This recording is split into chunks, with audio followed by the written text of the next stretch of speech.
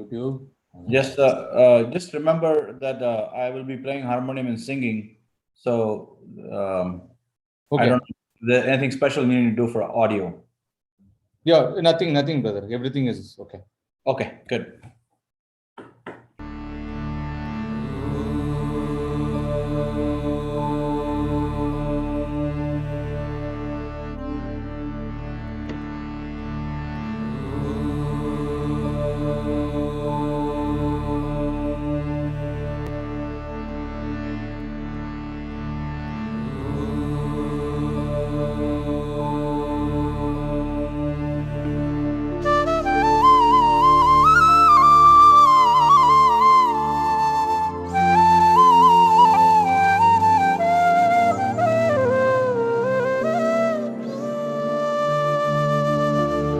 लंबोदरा जय गजानना लंबोदरा जय Gajanana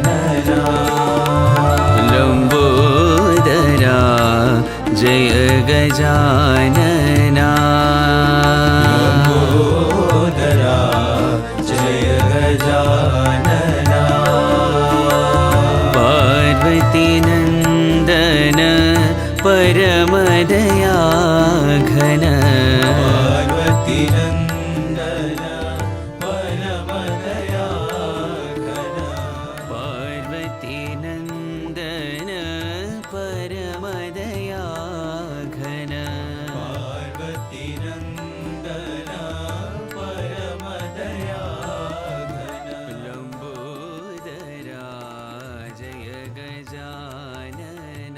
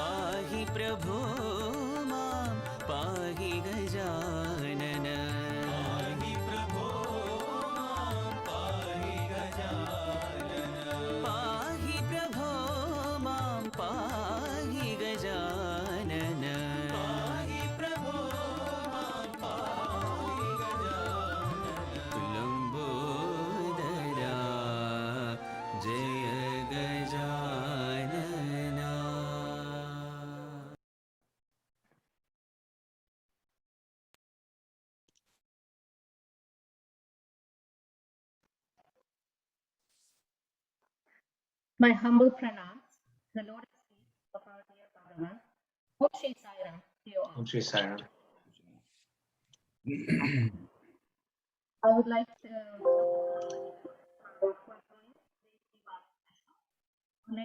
welcome our speaker, Brother Bharat. Brother Bharat was born in Bhagawan's presence for 12 years, from 1984 to 1992. Not clear.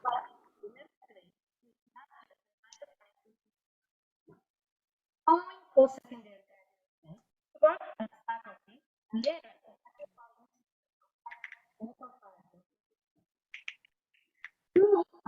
was an integral part of new group singing bhajans in Swami daily from 1984 to 1994.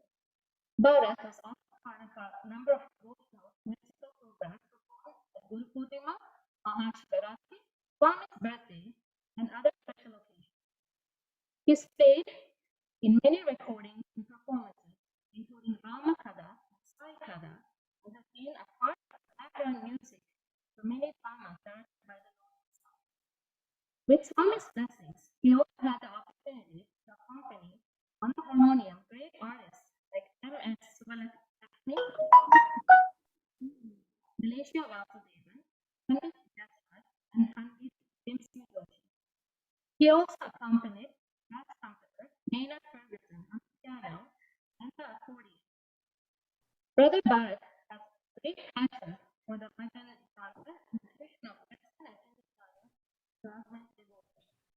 He has also sang and produced 3 bhajan albums, Echoes of God, Eternal Quest, and My Soul Explores. Brother Bharat currently lives in Mandeville, Louisiana, USA.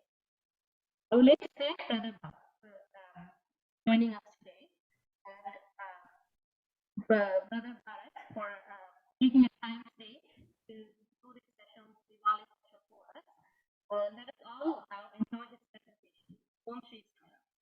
Om Shri Sai Ram. Om Shri Sai.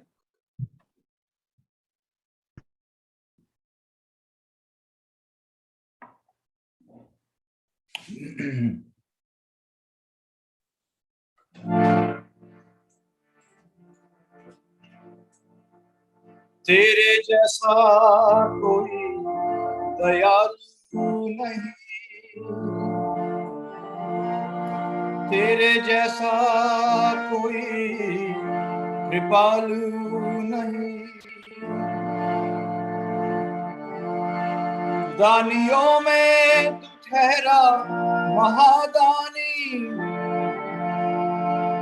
दानियों में तू ठहरा महादानी, साई तेरी लीला बड़ी न्यारी, साई तेरी लीला किसी ने जानी।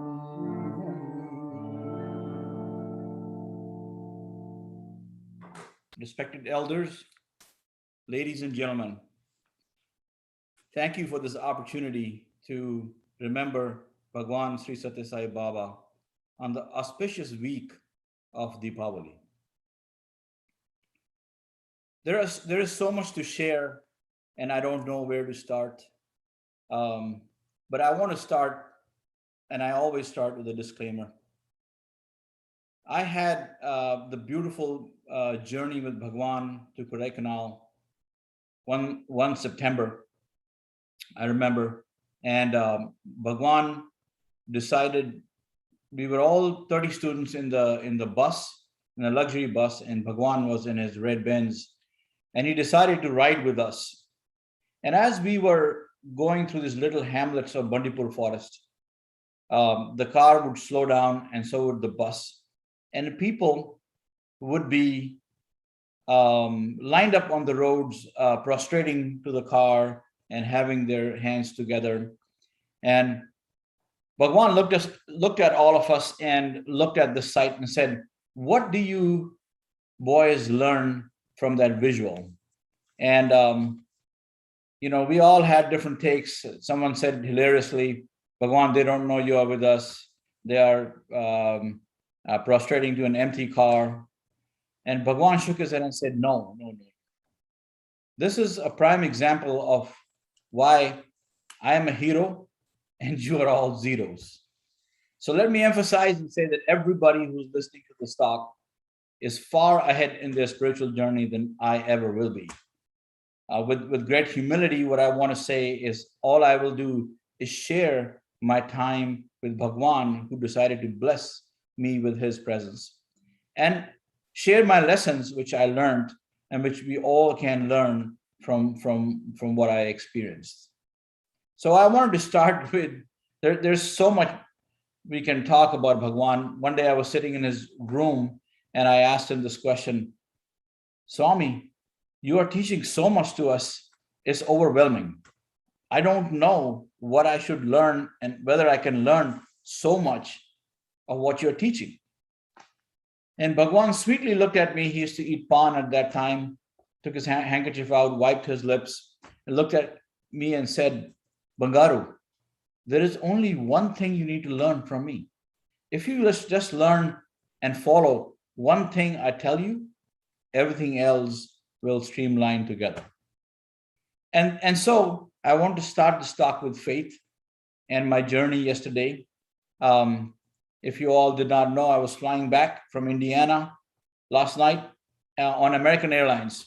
And all I was thinking was American Airlines is being canceling 900 flights every day. And I so wanted to be back here so that I could share my experiences with everybody and to be able to relive my experiences. And obviously my human brain, my limbic brain was telling me that I should be worried. But all I did was pray to Bhagawan and said, Bhagawan, it's your responsibility that you get me in one shape back to Mandeville, Louisiana, so I can share my experiences with everybody. And he did, not without a scare, because I was delayed a couple of hours in Charlotte, North Carolina. But what I'm talking about is faith. And with Bhagawan, he can do anything and everything or nothing. And you should have the faith to let him guide you, or let him not do nothing, because that might be much better for you and you would never know that. So I want to start talking about how I came to Bhagawan and how disparate my source or origins was from people who generally or normally come to Prashanthi Nilayam. So I was a military officer's son residing in Kashmir, and never knew who Bhagawan was, had a different lifestyle, lots of sports, lots of meat eating, and nothing of what Bhagawan teaches you. So in 1982, my elder brother decided to join the army, and he went to New Delhi to write his entrance exams for the Indian Military Academy. And it so happened at the same time, Bhagawan Sri Sathya Sai Baba was visiting New Delhi. And he was staying at a close friend of ours' house. And some of you may have heard his name. His name was Colonel Betty. He was staying at his home, and he was my father's classmate at Staff College, Army Officer Staff College. So he phoned up my dad and said, look, Sai Baba is in my house and you must come and meet him. And my father said, well, my wife and eldest son are in Delhi, so I'm going to send them to the home. And lo and behold, they came to Colonel Berry's house, sat in the living room like we all do when we visit each other. And they were, as my mother tells me, they were sipping Coke in the living room, and Bhagawan walked out after giving an interview to another family from inside. And he walked straight up to my mother, and the first question he asked my mother was, where is your second son, Ma? as if he knew her for eons and lifetimes.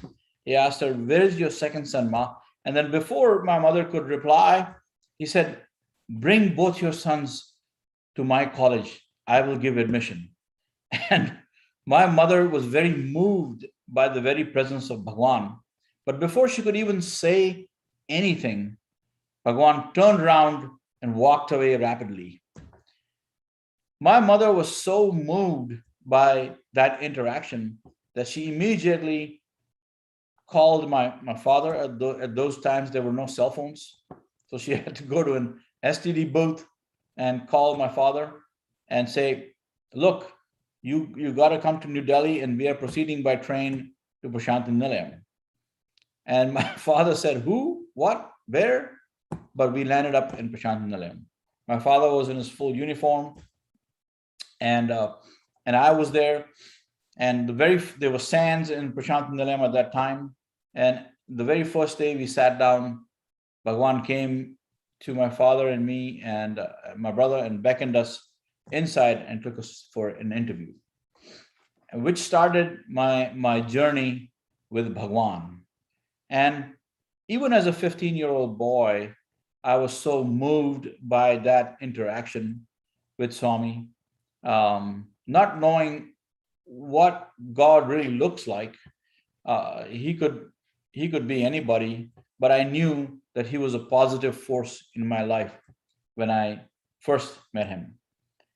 And he looked at me and he said, "Bharat, you have no friends, no old friends. Swami is your friend. Do not interact with your old friends anymore. I'm going to give you admission in my college, and you're going to be my boy." What a great blessing for him to say that, because really I didn't understand what that meant. I'm going to be his boy. You are going to be my boy. What does that really mean? What it meant was that he had the sankalpa to shower his grace on me for whatever reason, definitely not because I am a very spiritual person or advanced person, but because his sankalpa was there. And there could be a myriad of reasons: good karma, my parents' devotion. I could go on and on, but I was definitely moved by that experience. And as I walked out, Bhagawan always says there is a monkey mind in our brains. As I walked out, I realized that I am going to be giving up a certain kind of life, which I was comfortable with. And this life revolved around a lot of physical activity, sports, horse riding, swimming, meat eating, a lot of friends, going to the movies. And so I started thinking that as much as good it was, my interaction with Bhagawan, maybe it's not a good idea for me to give up my old life. The following day, we got another interview, and we got interviews for 8-9 days straight. So in the third interview, Bhagawan told me, "Prepare well for your entrance exam. It's very important that you write your entrance exam. There will be 3 exams in math, science, and English, and you must do well. I've spoken to the principal, but you have to write the exam. And you must prepare." So my father went out and bought me these books, which I was reading. And that's when my monkey mind came into play, and I decided that I will somehow find a way to fail these entrance exams so I don't need to be in Bhagawan school and I can go back to my comfortable life. And so Bhagawan used to come for darshan every day. And as he came for darshan, I used to have my study books open, and Swami would come to me and ask me, "How is your preparation?" And I would say, "Very good, Swami." But inside the books, I had Amar Chitra Katha comics, which I was reading.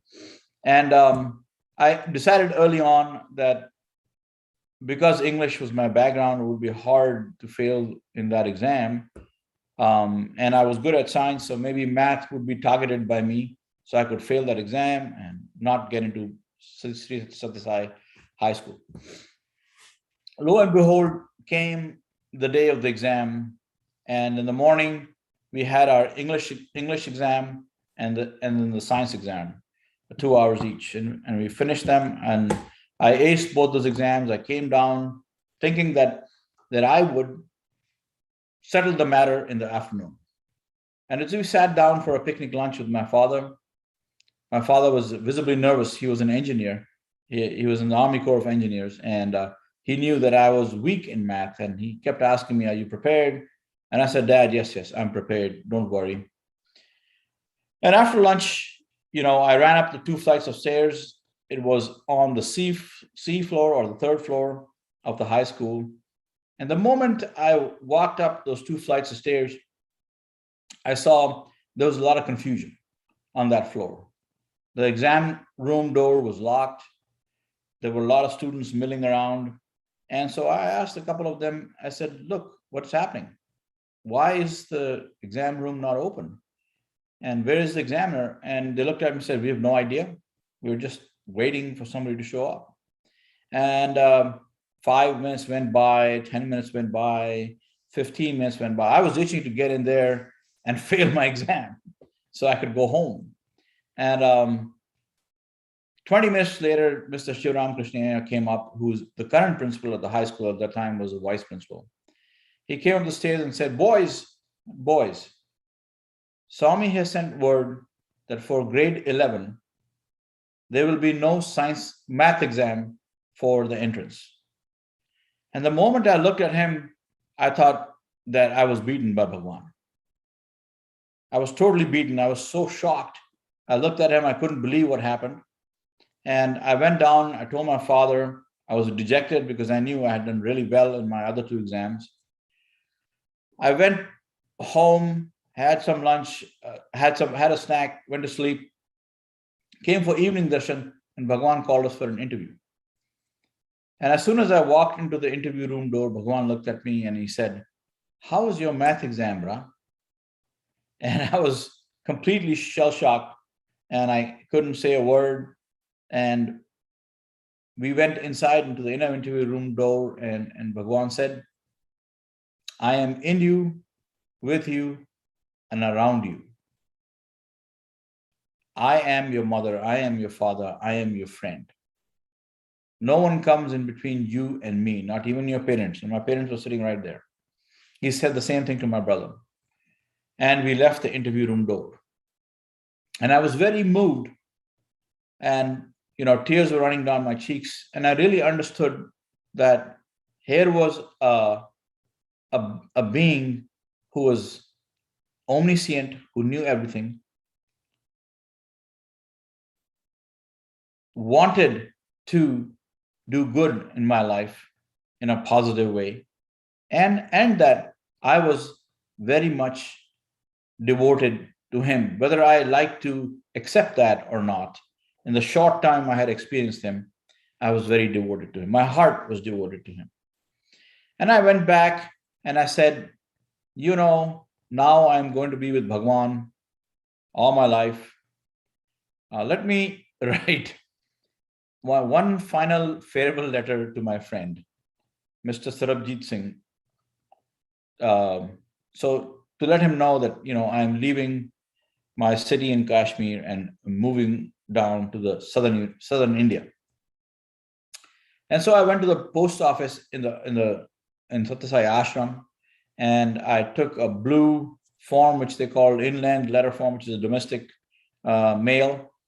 And I sat down in darshan the next morning, and I started writing this letter to my best friend. And as I wrote this letter, I kept apologizing and saying, "Look, I couldn't meet you, but I'm not going to be there anymore. I've moved on." And as I was writing the letter, excuse me, Bhagawan came out of the interview room, and I quickly closed the letter, put it in the book I was reading, which was Bhagavad Vahini, and waited for Bhagawan to come. And surprisingly or unsurprisingly, he called us for an interview. We went inside, and I remember there's an outer interview room and an inner interview room. And as a family, Bhagawan calls the families separately into the inner room. And as he called us and sat down, and we sat around him, around his feet, he looked at me and he put his hand out and asked for the book. And he asked me, "What is this book? What are you reading?" And I said, "Swami, Bhagavad Vahini. I'm reading Bhagavad Vahini." So, "Oh, yes, very good book. Kasturi has done a good job." And then he started leafing through this book. He started leafing through, and he found my letter to my best friend. And then he took it out and he looked at me and he said, "Bhagwan is postman also, Ra. Postman also." And he took the letter and he tore it to shreds and put it on his table and said, "What did I tell you? No old friends. Swami is your friend." And again, this is Bhagwan's effort in trying to teach me what he already had told me, in which I should follow. And we all do this in our lives. Bhagwan gives us a teaching and we don't follow. For whatever reason, we don't follow. And he reinvests in us. He re-encourages us. He rejuvenates us to let us know what his expectation is from all of us. And so it's really important for us to be self-aware of his presence in our lives. It's always easy for us to thank him or berate him if something bad has happened, thank him for good. But really, we should be self-aware of his presence all throughout our lives. And thus started my journey with Bhagawan in 11th grade. And as I settled down in my hostel, Swami took special care for me and 6 other boys, which were from northern India. We were the first boys from the north of the country to come to Swami's hostel. So he took special care about our diet, about what we ate, where we got our clothes. And at some point in time, I also got an opportunity to be the first one to see Bhagawan in the morning. So many times I would be asked to skip school so I could be in the ashram, in the mandir, inside the interview room when Bhagawan came downstairs. And it was a beautiful sight to be there. I did not realize how fortunate I was, but just the interaction with him was amazing. And sitting down for breakfast with him, with different VIPs who I didn't know who they were, was amazing. And with this interaction, there were a lot of lessons. So a lot of times, Bhagawan would have me with the other boys carry gifts for various people. Whether it were safari suits for the men, saris for the women, watches sometimes, Mangal Sutras for marriage, so many different things. And every time it's when you're on the portico or veranda and then the mandir, everybody can see you, and my mother could see me also. And then she would always, after Bhagawan retired for the day, she would berate me and say, "Bharat, you are so close to him, but I never see you touch his feet." And I would say, "Mom, I will touch his feet when he tells me to. My job is to take care of what he wants. Whether he wants a pan, whether he wants his handkerchief, whether he wants some water, vibhuti, carrying safari suits or saris. That's what I'm focusing on. And I don't want to take Pad Namaskar unless he instructs me to. And I'm just happy to be in his presence." And he says, "You stupid boy, you're in the presence of God and you don't touch his feet. How unfortunate you are. She would tell me every time. And I would always say, Mom, I understand what you're saying, but my job is to take care of Bhagawan, not to touch his feet. So one Guru Purnima day, Swami came to the veranda. We were several boys there, and we were piling up saris on the ladies' side. And he suddenly went to the corner of the veranda towards the ladies' side, where there's a ramp going down. And he looked back at me, seeing me carry a pile of saris, and he told me, Beck, and put the sari down and come here, he said. And I came here, and he looked at me and he said, take namaskar. And I was I was a little surprised. I was looking at him like, I thought my job was to bring you saris. I'm not sure why you want me to take namaskar, but hey, I'll take it. So I kneeled down, I touched his feet.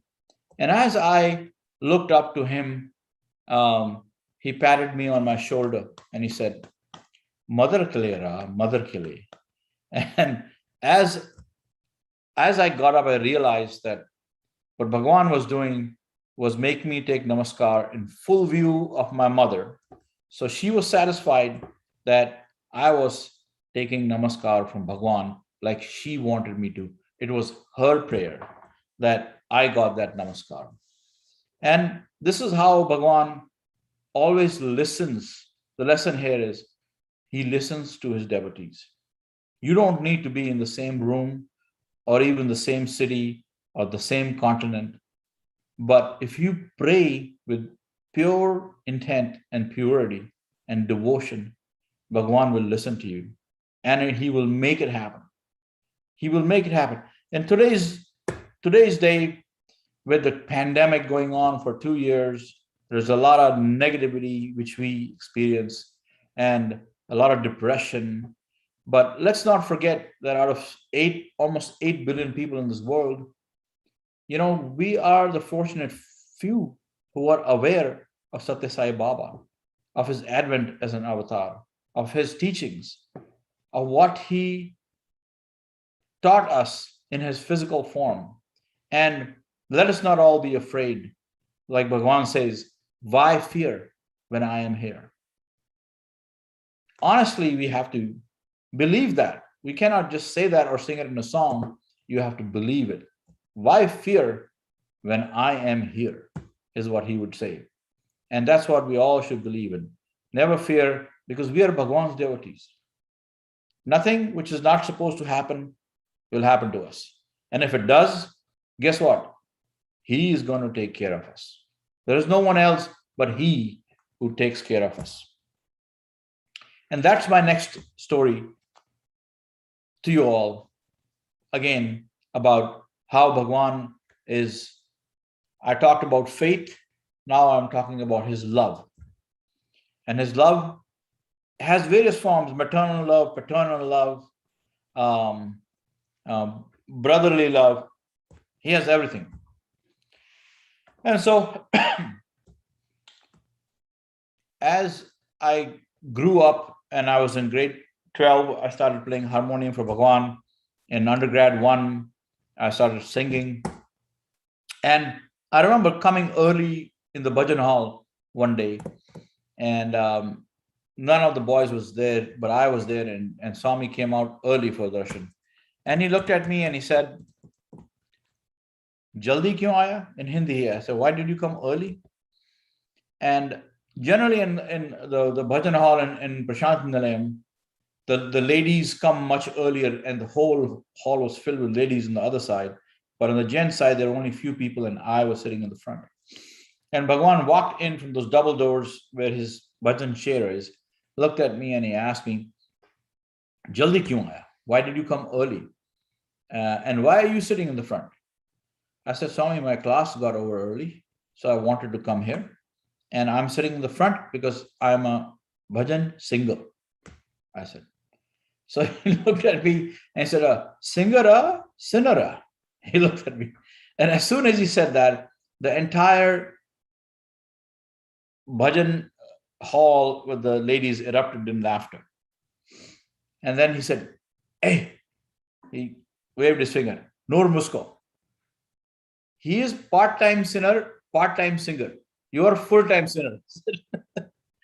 That is what I was saying. Is Bhagawan's love envelops us. He protects us. He's got pride in us. And we should have pride in him.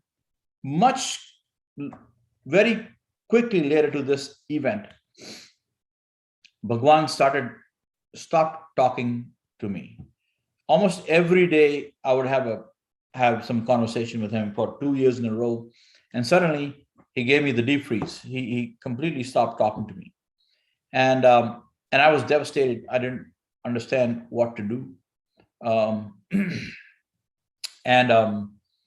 I also, for some psychological reason or not, I had some fever.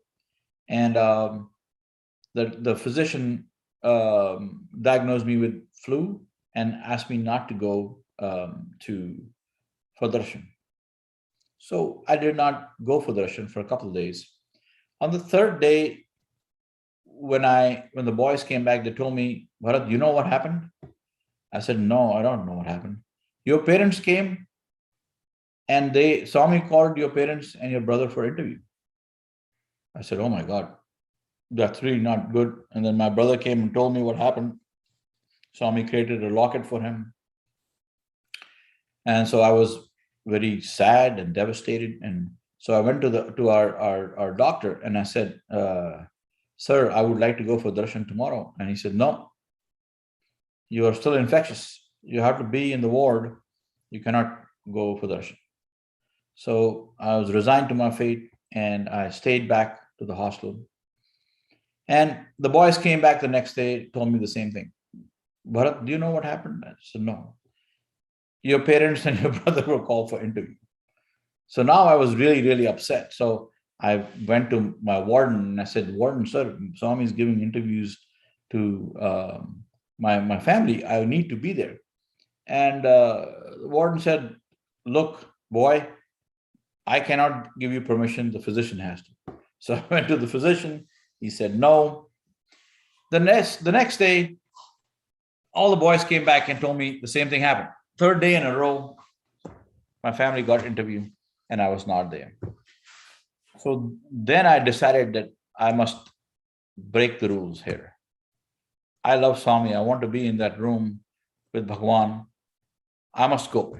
So I took a Tylenol, Crocin they call it in India, and I went down to the ashram. And of course, Swami is 2 steps ahead of me, always.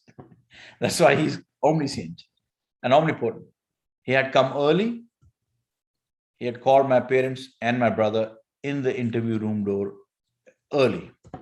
So by the time I arrived with the rest of the boys, they were already inside. So now I was really, really devastated. My throat was a little better. So Sonam Bhai was there, with the harmonium, and he said, look, Bharat, you sing the second song in the bhajan. You can sing second song in the bhajan. And as soon as he told me that, I felt this urge to sing this particular bhajan as composed by Neil Bordeloy, who's also a left-handed harmonic player like me. And it goes like,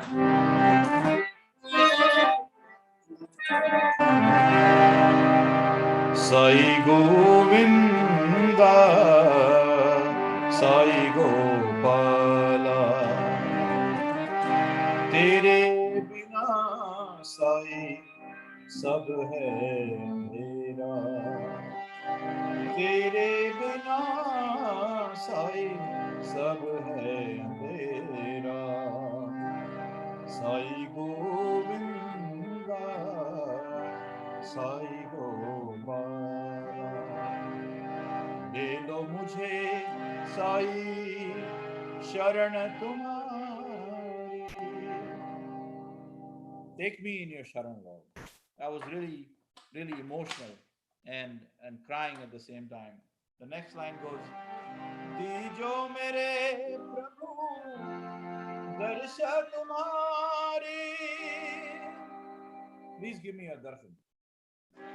आओ मेरे साई मन मंदिर में, आओ मेरे साई मन मंदिर में, आओ मेरे साई मन मंदिर में.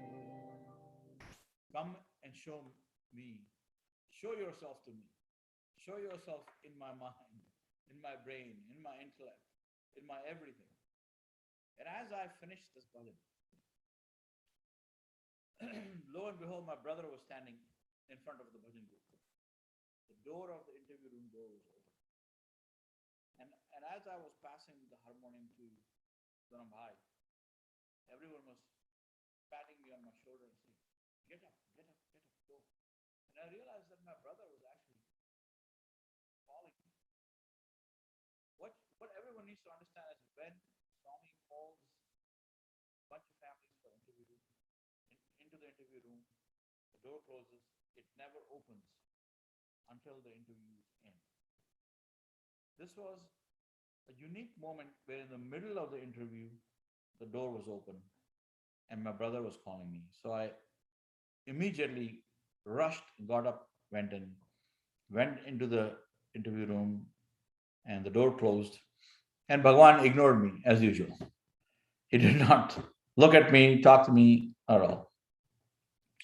And as a family group, we were called into the inner interview room, and Swami spoke to my father about his retirement and my mother about a lot of sundry things, and ignored me until the end, when he looked at me and he said, take namaskar. And as I was taking namaskar, he looked at my mother and he said, Ma, देखो तुम्हारा बेटा इतना अच्छा गाया, इतना ऐसा गाया कि भगवान को भी बुला दिया. He said, your son, look how well he sang today.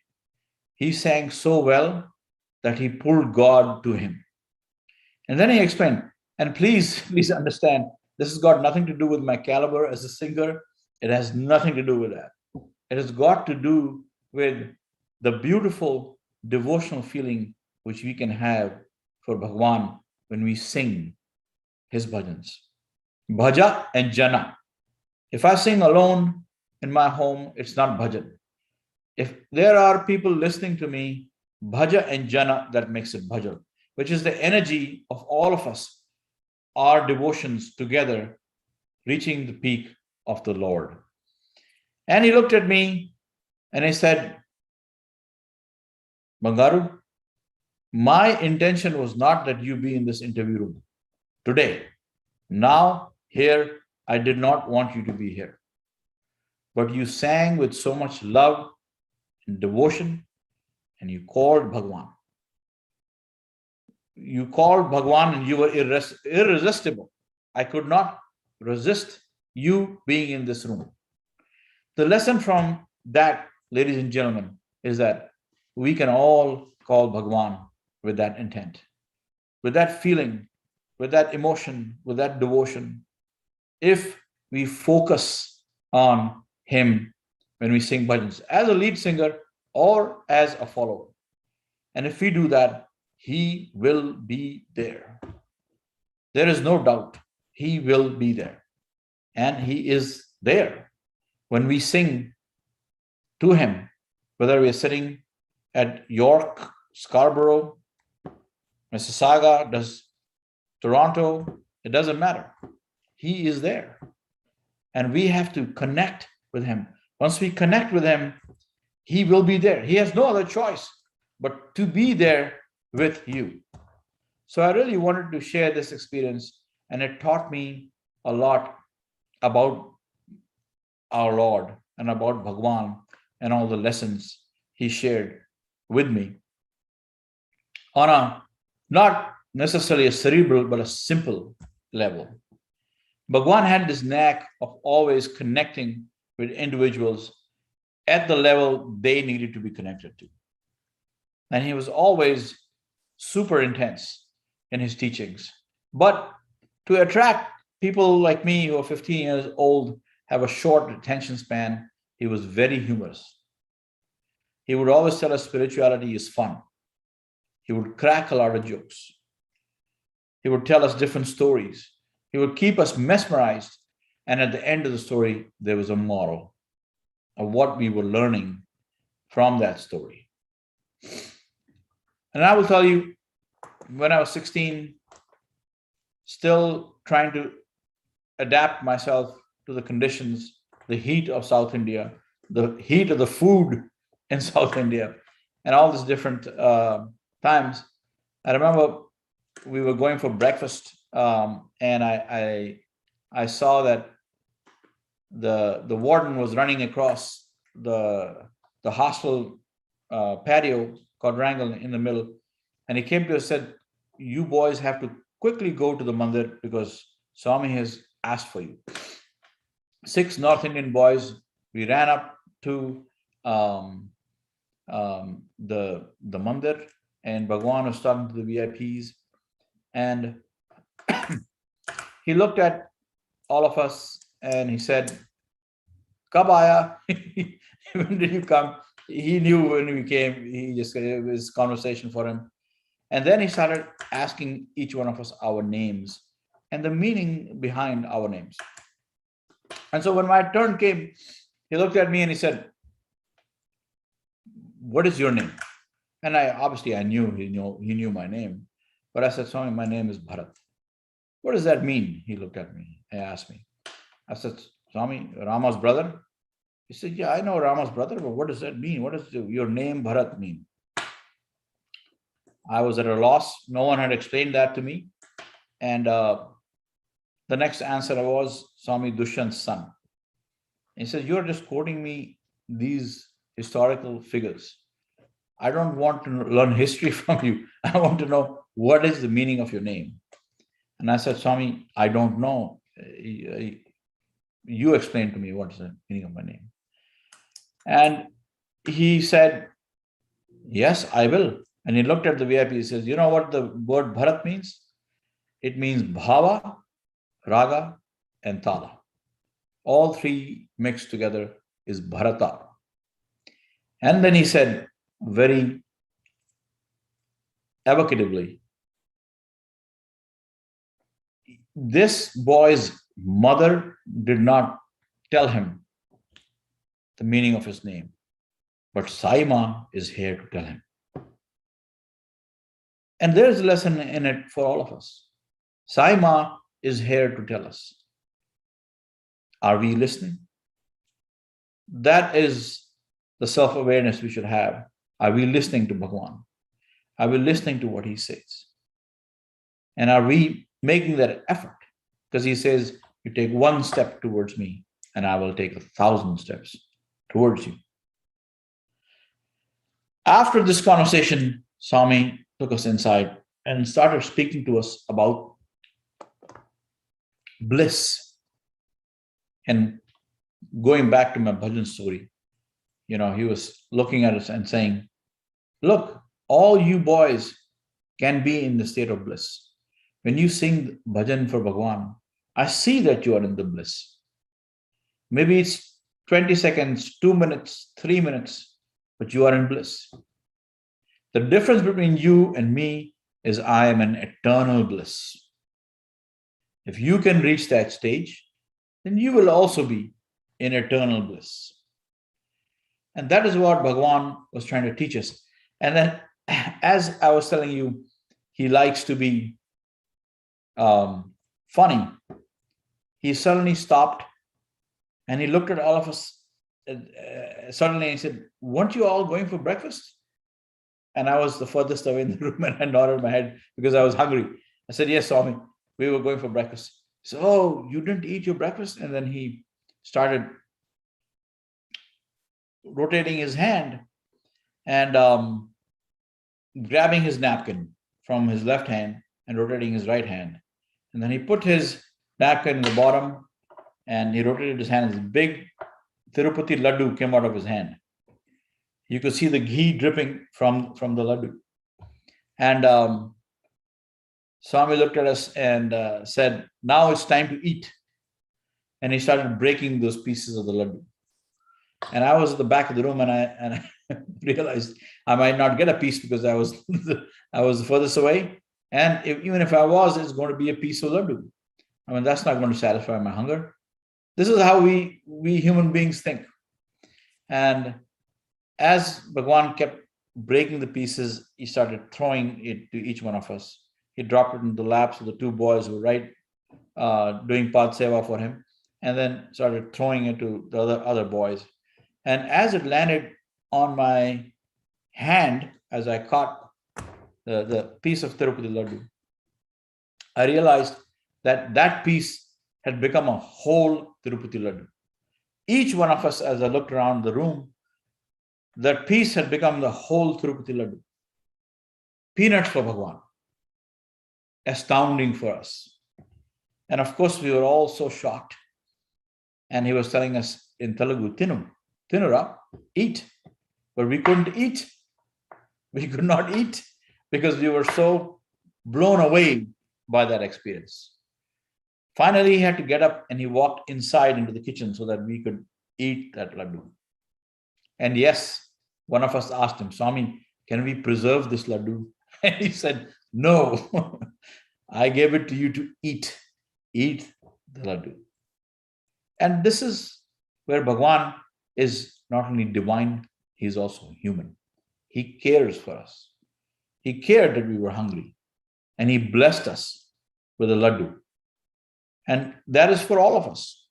He blesses us with what we need. Not necessarily what we want, but what we need. And it's hard for us as human beings to understand what we need and what we want. We don't have that discriminatory powers.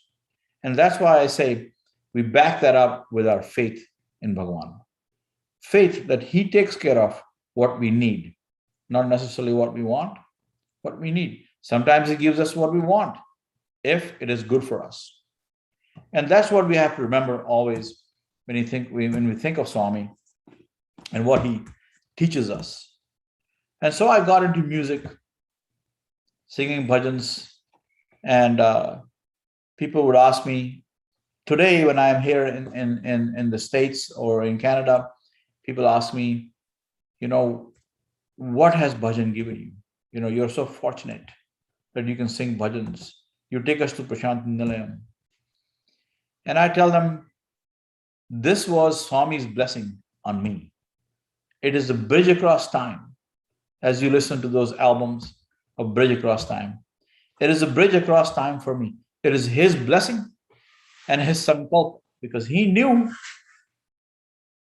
35, 40 years ago that he will no longer be there, or I will no longer be in his presence.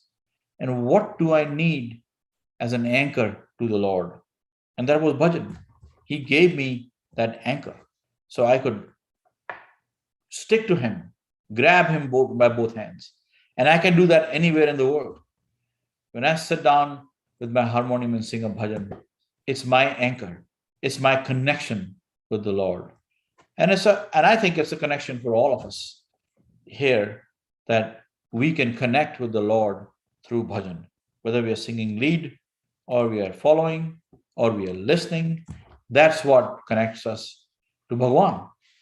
And that's what he blessed me with.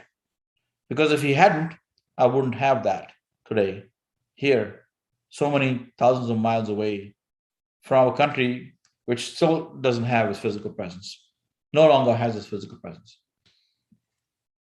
So let me continue my journey and talk about how I was talking to you about need and want. And since I was in close physical proximity to Bhagawan, I saw him create so many things and give it to people, Mangal Sutras, earrings for ladies, rings for gentlemen, watches for gentlemen,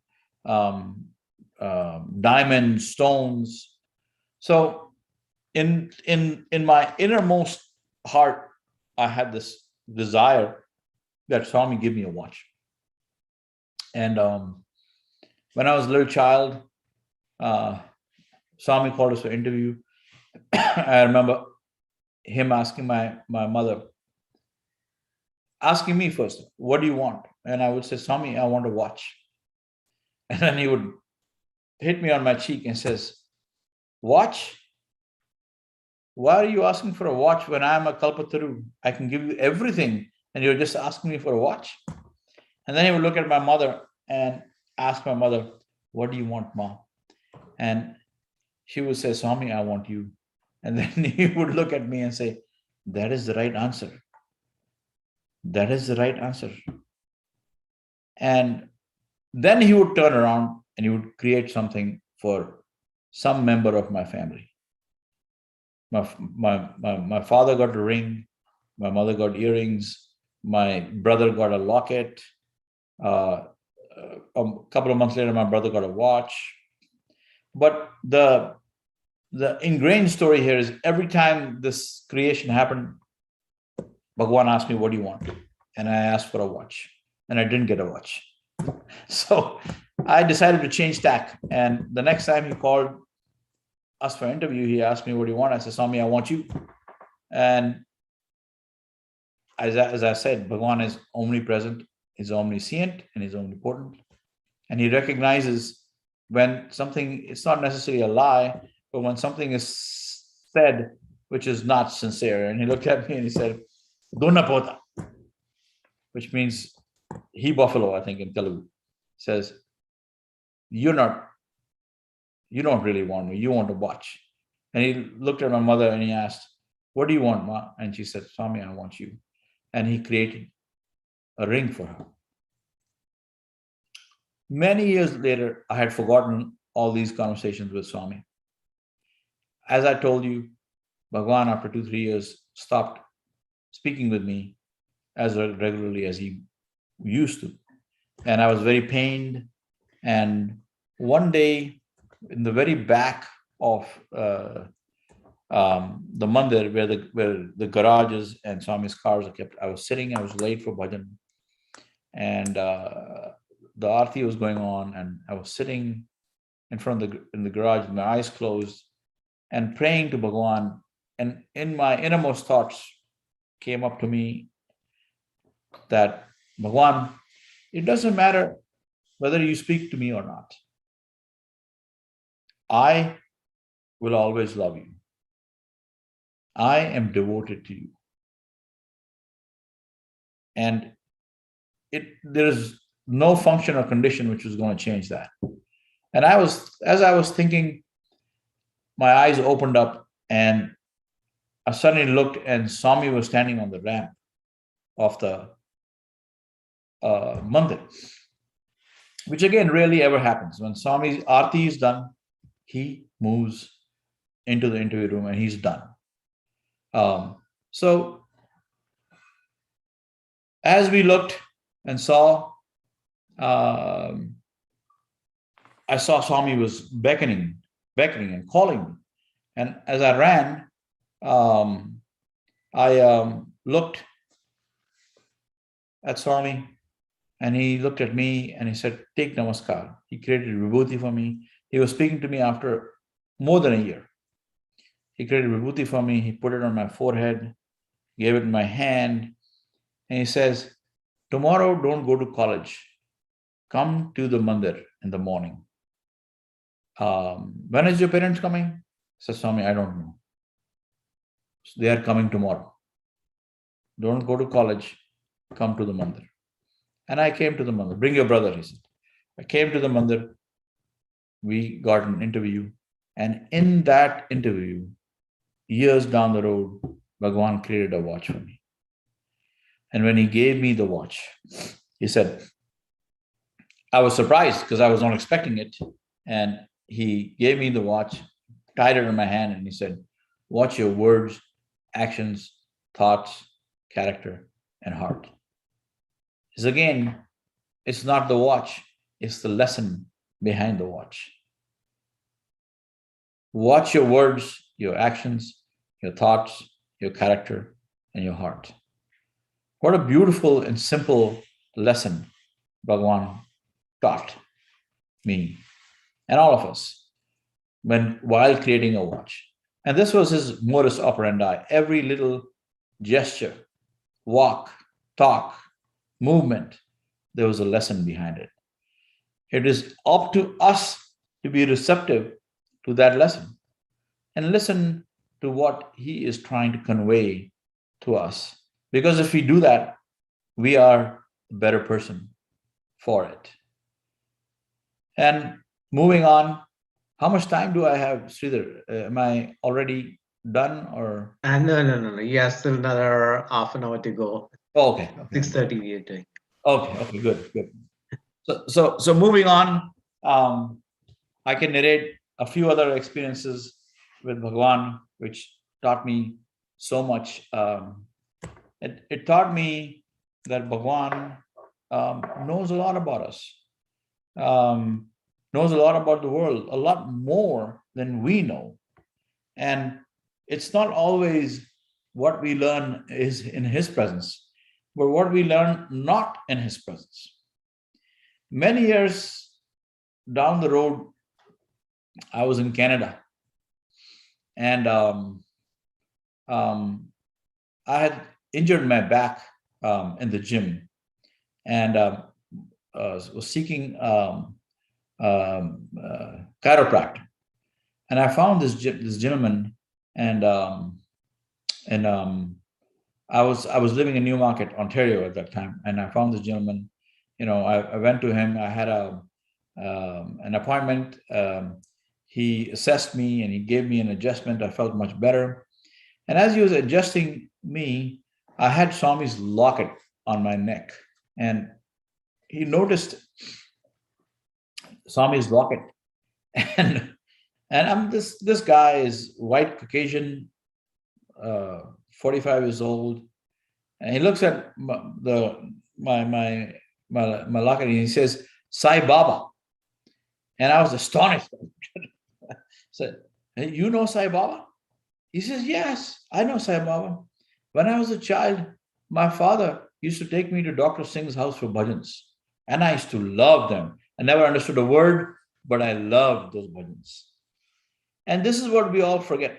We sometimes become proud that we are Swami's devotees. We know about him. People don't know anything about him. You don't know how many billions he has touched. We don't know that. We don't know who these are. And yes, whether they go to Prashanthi or not, whether they come for bhajans or not, they are Swamis because they acknowledge him. They know who he is. They love him as much as we love him. We are no better for that. There was another incident. I was attending a work Christmas party, and I had the same locket. And I was speaking to one of the nurses I worked with, whose husband was from Singapore. And as I was leaving the Christmas party around 9 o'clock. So I wanted to just do the rounds and say hello to everybody before I went home. And as I was talking to them, this locket fell out. And this gentleman from Singapore looked at it and said the same thing, "Sai Baba." And I was like, "You know Sai Baba?" He says, "Oh, yes. I didn't have any parents. I was an orphan. And my uncle raised me in Singapore. That guy was a very crude, bad-tempered guy. The only time he was in a good mood is when he went to Puttaparthi and came back." This is what he told me. And I looked at him and said, "My God, there are so many people who know about Bhagawan, not just us." And we, in our narrow-mindedness and pride, kind of think we know about Bhagawan, and not many people know. We don't know the billions of people Swami has touched in travels, through the video, or in Prashanthi. He has touched so many different folks who are, if not better or more devoted than, at least equally devoted as us. And so it's again a lesson for us to understand how Swami is the Lord of the world. It's not our Lord, he's Lord of the world. And he taught us a lot of these lessons which I had the pleasure of sharing with you. And I talked about faith. I talked about love. I wanted to talk about peace and happiness. This is also Bhagawan. Bhagawan obviously says Sathya, Dharma, Shanti, Ahimsa, Prema, Ahimsa, which is a simple representation of his teachings. But peace and happiness is what Bhagawan always said is inside you. Peace and happiness is not external. It is inside you. And that is something I can bless you with. And here is an interaction I had with Bhagawan, which at that time I had no idea about. And there was one fine day I was in the interview room with Bhagawan, and there was this plan to send me and another boy to America for training for his hospital. And I seemed to be in that interview room door with Bhagawan, and he asked me to go and call Dr. Goldstein and the two people sitting with him, he told me. So I went out and I called Dr. Goldstein in, and there was Isaac Tigert sitting with his white kurta, and also a gentleman with a blue safari suit, which I thought was odd. I don't know who he was. So I called them in, and they came to the interview room, and Swami sat down and started talking to them. I was standing, wasn't paying attention to the conversation at all, and had gone inside the kitchen to get a box of pan for Bhagawan, came outside, and they were still talking. And then he said, I see that Mr. Tiger got up on his knees and said, Bhagawan, this gentleman has got you some helicopters and fixed-wing aircraft for your personal use. And Swami was looking at them. He looked at Mr. Tiger and he said, tell him to take his helicopters and planes with him, but leave his heart with me. And it was such a beautiful, beautiful, beautiful lesson. And I didn't pay any attention to this conversation. I went to the hostel, and the boys surrounded me, and they were like, did you know who that guy was in the blue safari suit? I said, I don't know. The end of the conversation, Swami said, and this is what I remember: I bless you and your wife with lots of peace and happiness, that you will make a difference to the poor in this world. I remember that because that's a different way of blessing, which Bhagawan doesn't usually do. Generally, he's blessing about a marriage or about a childbirth or about a visit. So when I went back to the hostel, these boys all surrounded me and said, "Yeah, you know who that guy was in the blue safari suit?" I said, "No, I don't know. Nor do I care." He says, "You're man, you don't know what you're talking about. That guy's Bill Gates." Now, if you look around now and see what the Gates Foundation is doing in this world for the poor, for their water projects in India, for different projects in Asia, you can see how it is all connected and how somehow Bhagawan is interlinked in that. And if you look around every positive project in this world, Bhagawan is somehow linked with that. And who is somebody like Bharat to be in his mission? Nobody. He is a nobody. Because without him, I'm a zero. Without him, we're all zeros. With him, we're a somebody. And that's what, ladies and gentlemen, we should always remember, and which I remember Bhagawan not only as a mother and a father, as a brother, as a teacher, the last one, the most important, the teacher or the guru. This is really important because Bhagawan is our not just our Lord, he's our guru. He takes us in the right direction. Always takes us in the right direction. Whether it's through humor. And I remember when I was in Kodaikanal one year, and there were a lot of people. People had come from overseas. There were teachers from the Anandpur Women's College campus, and us boys. And Swami asked me to chant Brahmarpanam. And as I was chanting Brahmarpanam, I forgot the words in the middle. And as soon as I stopped, Swami helped me out and started chanting the Brahmarpanam. And because of that lapse, he started calling me in a humorous way. Every time he would call me, he said, Brahmarpanam, come here. Brahmarpanam, go there. So he teaches this. He taught me that, look, I need to learn the words of Brahmarpanam because if Swami asked me to chant Brahmarpanam, I should be ready for it. And I did that. And that's how Bhagawan taught us all these lessons in his physical form. He always did that in his in our various trips. We had a great time boating with him, went for horse riding.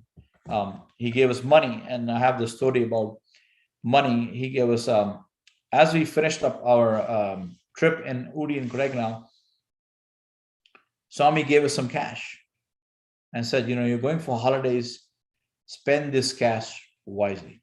And he gave me 1,100 rupees. He gave every boy 1,100 rupees. He gave me 1,100 rupees. So at that time, my father was residing in New Delhi. So I went back.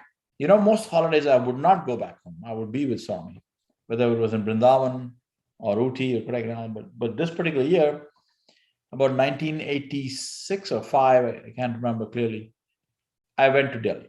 And I had this money with me. Smart boys, some of the boys with me who were smart actually saved that money, but I didn't. And I wanted to end with narrating you this story, and we will end with a great Guru Bhajan. I had this 1,100 rupees cash in my hand, and as I went home, I was thinking, what should I do with it? And I said, what better way for me to utilize this money than to buy a harmonium? So I decided to shop around on Nai Sadak, which is a big music shop venue in New Delhi. And I went there with this 1,100 rupees in cash in my pocket, walked around these big music shops, scale changer, this, that, trying out harmoniums. Was not really enjoying anything, really. The musical instrument, the harmonium, didn't impress me. And again, as I was telling you, Swami touches a lot of people in their lives, but also connects us. So, and as I was walking through this little alley with mud caked walls, I heard a beautiful sound of a harmonium being played. And I was instantly attracted. And I somehow found this little store behind a stairwell. The entrance was behind a stairwell. And I walked in to that music shop. And this guy was a Muslim playing this harmonium. And I said, man, your harmonium is amazing. The sound is amazing. I want to purchase this harmonium. He says, no, this is not for sale. This is my harmonium. But if you go behind the stairwell, my store, check out the harmoniums. So I went inside the store. I checked out all the harmoniums. And I still wanted the harmonium he was playing. So I came out and I said, sir, I really want your harmonium. He said, well, this is not for sale. And as I was having a conversation with him, he's sitting in this little alcove below a staircase.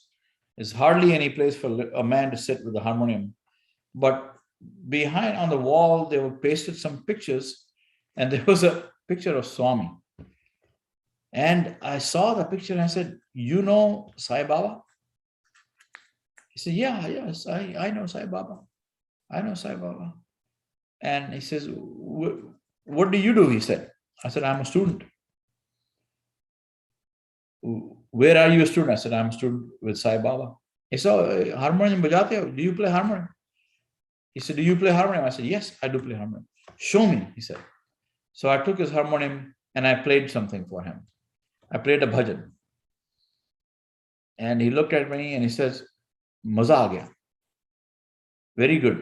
Maza aa gaya in Urdu means I had fun. I enjoyed your harmonium. "You can have my harmonium," he said. "It is 1,500 rupees.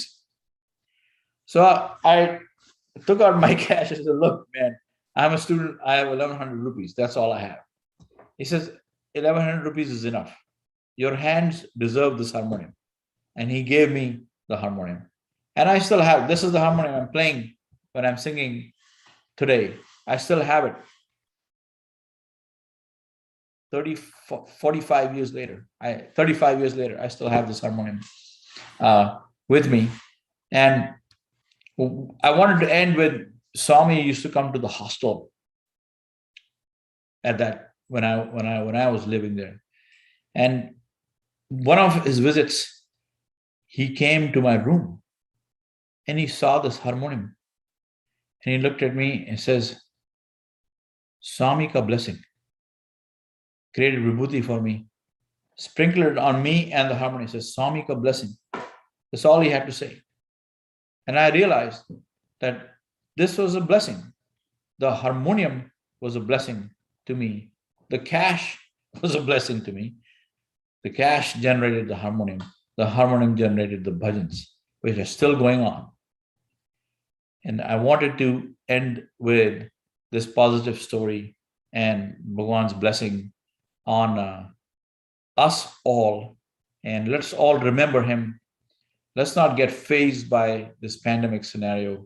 Be positive in our lives. Follow his teachings. And remember who he is. Ik Onkar Satnam. The name Sathya in Punjabi was said thousands of years ago in the Guru Granth Sahib. Ik Onkar Satnam Karta Purak. He does everything. Akal Nur. No jewel is more splendorous than he is. Guru Prasad. He is the Prasad, the Guru and the Prasad which Bhagawan gives you. Adi Sach, Jugadi Sach. Infinite truth. Worldwide truth. He is truth. Hai bhi sach. Nanak ho so bhi sach. That's what Nanak says to us. And so I want to close with this sloka.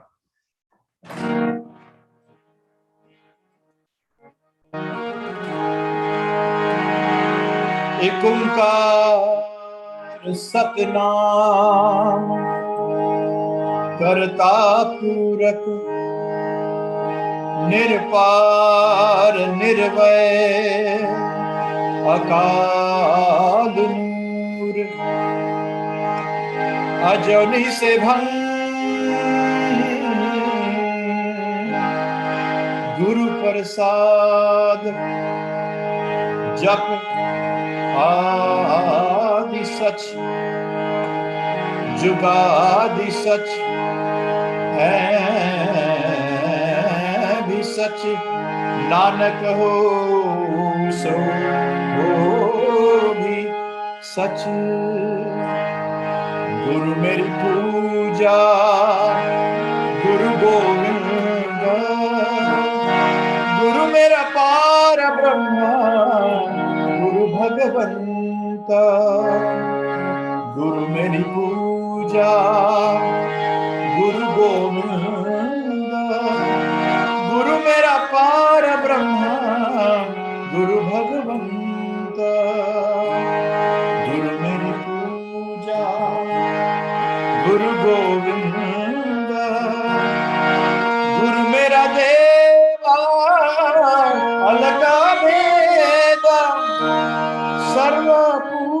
पूजा चरण गुरु सेवा गुरु मेरी पूजा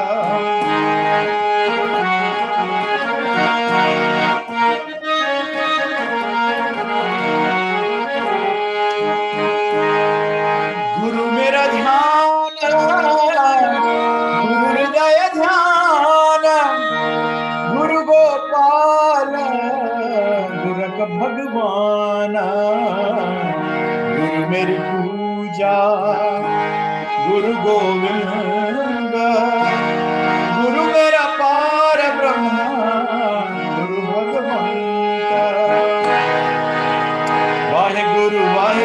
वाहे गुरु जी बोलो सत्यनाम सत्यनाम सत्यनाम वाहे गुरु जी बोलो सत्यनाम सत्यनाम सत्यनाम जी नित्य नित्य जपिए तेरे नाम जी बोलो नित्य नित्य जपिए तेरे नाम जी बोलो सत्यनाम सत्यनाम सत्यनाम जी सत्यनाम सत्यनाम सत्यनाम जी राम राम राम राम राम राम जी बोलो राम राम राम राम राम राम जी बोलो नित्य नित्य जपिए राम नाम जी बोलो नित्य नित्य जपिए राम नाम जी कृष्ण कृष्ण कृष्ण कृष्ण कृष्ण कृष्ण जी बोलो कृष्ण कृष्ण कृष्ण कृष्ण कृष्ण कृष्ण जी नित्य नित्य जपिए कृष्ण नाम जी नित्य नित्य जपिए कृष्ण नाम जी गोविंद जय जय गोपाल जय जय गोविंद जय जय गोपाल जय जय राधा रमन हरि गोविंद जय जय गोविंद जय जय गोपाल जय जय राधा रमन हरि गोविंद जय जय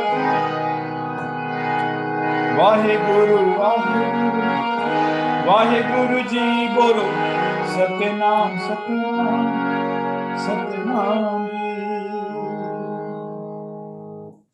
Thank you. Wonderful. Sairam, I would like to begin by saying a few words about our special guest, Brother Bharat. Brother Bharat was drawn into Bhagawan's presence for 12 years, from 1982 to 1994, spanning 11th grade to his master's in bioscience in Prashanthi Nilayam. Following post-graduation, he worked as faculty and later at the Sri Sathya Sai Institute of Higher Medical Science, Puttaparthi. During his time, he was an integral part of the Parthi Bhajan Group, singing bhajans in front of Swami daily from 1984 to 1994. Brother Bharat was also a part of a number of devotional musical programs performed at Guru Purnima and Mahashivaratri, Swami's birthday, and others. He has also played in many recordings and performances, including Rama Katha and Sai Katha, and background music for many dramas directed by the Lord himself.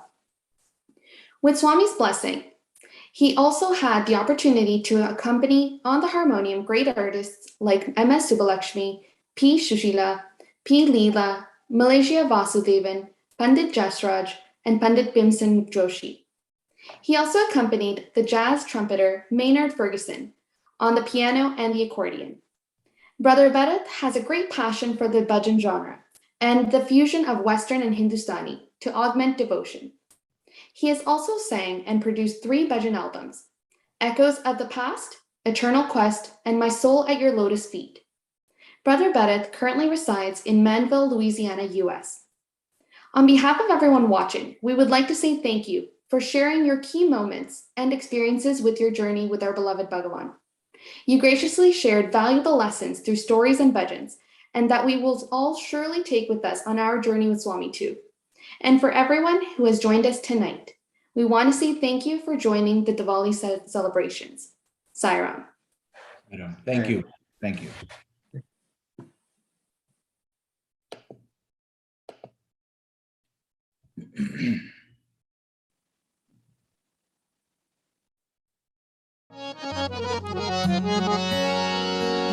ॐ जय जगदीश हरे स्वामी सत्य साई हरे भक्त जना संरक्षक भक्त जना संरक्षक पति महेश्वर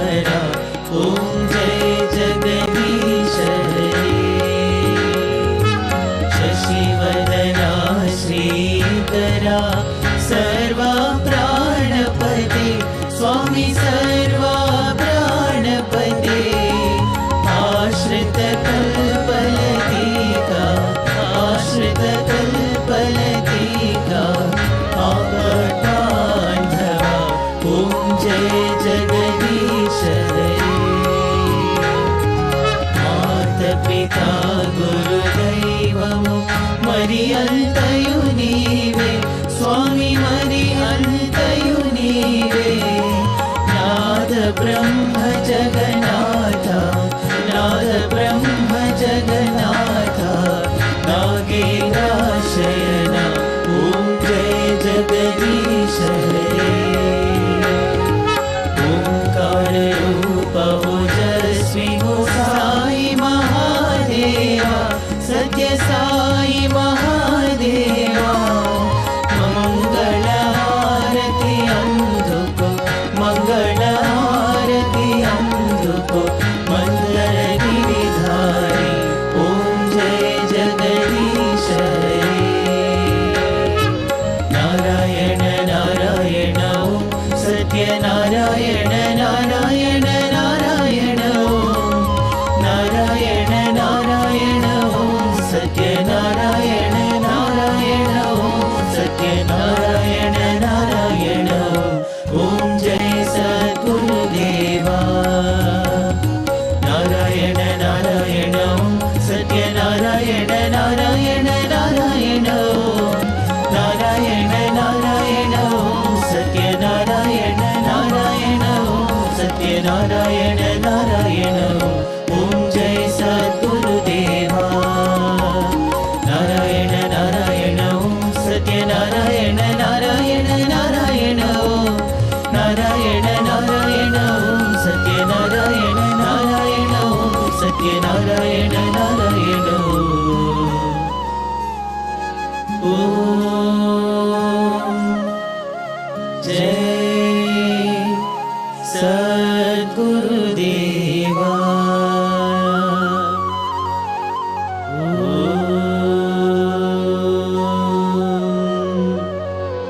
शांति शांति शांति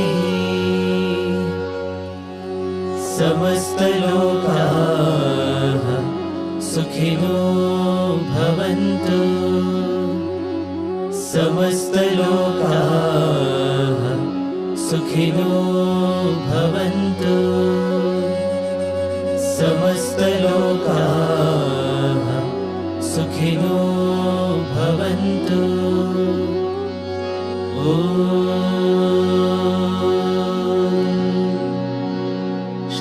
शांति शांति शांति